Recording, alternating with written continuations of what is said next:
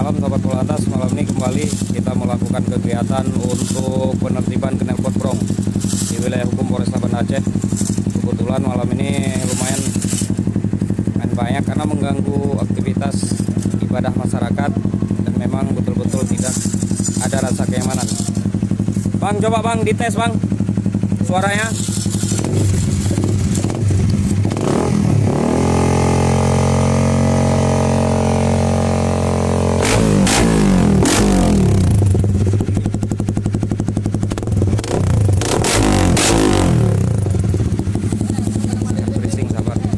Ya, Kajen selamat, semangat Kajen. Ya, semua kita parkir di halaman Polresta. Tilang langsung dipimpin oleh Kanit Purjawali. Semangat Pak Kanit. Semangat. Terima kasih Pak Kasubnit. Yang malam ini.